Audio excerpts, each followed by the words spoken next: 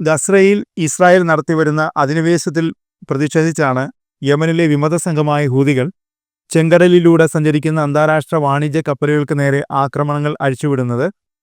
Israel American കപ്പലുകളാണ് ഹൂതികളുടെ പ്രധാന target. വടക്കൻ ചെങ്കടലിൽ ഞായർ രാത്രിയും തിങ്കൾ പുലർച്ചെയുമായി 2 തവണയാണ് അമേരിക്കൻ യുദ്ധക്കപ്പലുകൾ ആക്രമിക്കപ്പെട്ടത്. ഹൂതികൾ ആക്രമണം അവസാനിപ്പിക്കും വരെ നിരന്തരം മിസൈൽ ആക്രമണം തുടരുമെന്ന് US പ്രതിരോധ സെക്രട്ടറി പീറ്റ് ഹെഗ്സെത്ത് വ്യക്തമാക്കിയിട്ടുണ്ട്. പലസ്തീനിയൻ സിവിലിയന്മാരെ സംരക്ഷിക്കുന്നതിനായി ഇസ്രായേലിനും അതിൻ്റെ സഖ്യകക്ഷികൾക്കുമേൽ സമ്മർദ്ദം ചെലുത്തുന്നതിനുള്ള നിയമാനുസൃതമായ മാർഗമായാണ് പല യമനികളും ഹൂതികളുടെ ഈ പ്രവർത്തനങ്ങളെ കാണുന്നത്. ഇസ്രായേൽ ഹമാസ് പോരാട്ടം വീണ്ടും ആരംഭിക്കുമ്പോഴാണ് ഗസയ്ക്കും പലസ്തീനും വെസ്റ്റ് ബാങ്കിനുമെല്ലാം പുറമെ ചെങ്കടൽ കൂടി ലോകശ്രദ്ധ നേടുന്നത്. യുദ്ധത്തിൽപ്പെട്ടിരിക്കുന്ന പലസ്തീൻ ഗസ നിവാസികൾക്ക് ഭക്ഷണവും മരുന്നും എത്തിച്ചില്ലെങ്കിൽ ഇസ്രായേലിലേക്കുള്ളതും അവിടുന്ന് തിരിച്ചു പോകുന്നതുമായ എല്ലാ കപ്പലുകൾക്കുമെതിരെയും ആക്രമണം ഉണ്ടാകുമെന്നാണ് ഹൂതികൾ മുന്നറിയിപ്പ് നൽകിയിരിക്കുന്നത്. മാത്രമല്ല, യുദ്ധം തീരുന്നതുവരെ ഇത്തരത്തിലുള്ള ആക്രമണം തുടരുമെന്നും അറിയിച്ചിരിക്കുന്നു. ലോകത്തിലെ തന്നെ ഏറ്റവും പ്രധാനപ്പെട്ട വ്യാപാര കപ്പൽപാതയായ ചെങ്കടലിൽ ഉണ്ടായിരിക്കുന്ന കപ്പലുകളുടെ വഴിമുടക്കൽ ലോകത്തെ ഒന്നാകെയാണ് വലിയ പ്രതിസന്ധിയിലേക്ക് തള്ളിയിട്ടിരിക്കുന്നത്. അതേസമയം ഹൂതി വിമതരുടെ ഭീഷണിക്ക് മറുപടിയായി ഹൂതി നിയന്ത്രിത ജനവാസ കേന്ദ്രങ്ങളിൽ അമേരിക്ക നടത്തിയ ആക്രമണങ്ങളിൽ സ്ത്രീകളും കുട്ടികളും അടക്കം നിരവധി പേർ കൊല്ലപ്പെട്ടിരിക്കുകയാണ്.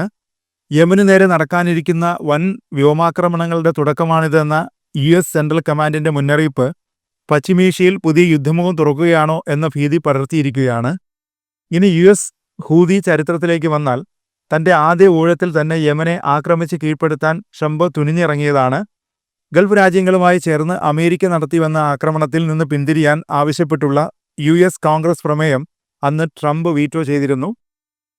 അറബ് ലോകത്തെ ഏറ്റവും കൊടിയ ദരിദ്ര രാജ്യമായ യമനിൽ 2014 മുതൽ തുടർന്നു വരുന്ന യുദ്ധം 4 ലക്ഷത്തിലേറെ പേരെയാണ് കൊന്നൊടുക്കിയത്.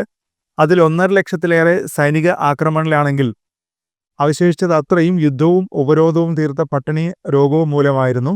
കൊല്ലപ്പെട്ടതിൽ 70% കുഞ്ഞുങ്ങളായിരുന്നു. ഓരോ 9 മിനിറ്റിലും 5 വയസ്സിൽ താഴെയുള്ള ഒരു യമനി കുഞ്ഞ് മരിച്ചു വീഴുന്നുവെന്നാണ് 2021 ഐക്യരാഷ്ട്രസഭയുടെ വികസന ഏജൻസിയായ UNDPയുടെ കണക്ക്. യുദ്ധം നിലയ്ക്കാതെ പോയാൽ 2031 13 ലക്ഷം പേരുടെ ജീവൻ അതെടുക്കുമെന്നും UNDP പ്രവചിച്ചിരുന്നു. ഇത്രയും ദയനീയമായ ദുരിതക്കടൽ കലക്കാനാണ് അമേരിക്ക ഇപ്പോൾ നേരിട്ടിറങ്ങിയിരിക്കുന്നത്. ഹൂതി ഭീകരത ഇല്ലാതാക്കാൻ 2014 ആരംഭിച്ച ആക്രമണ പദ്ധതി ലക്ഷ്യം കണ്ടില്ല എന്ന് മാത്രമല്ല, കൂടുതൽ പ്രദേശങ്ങൾ ഹൂതികളുടെ നിയന്ത്രണത്തിൽ വരികയാണുണ്ടായത്. തദ്ദേശീയരായ ജനതയുടെ പിന്തുണയുള്ള സംഘടനകളെ തുടച്ചു നീക്കാൻ പുറത്തുനിന്നുള്ള അധിനിവേശ ആക്രമണ പദ്ധതികൾക്ക് കഴിയില്ല എന്നതിൻ്റെ തെളിവാണ് അഫ്ഗാനിസ്ഥാനും യമനുമൊക്കെ.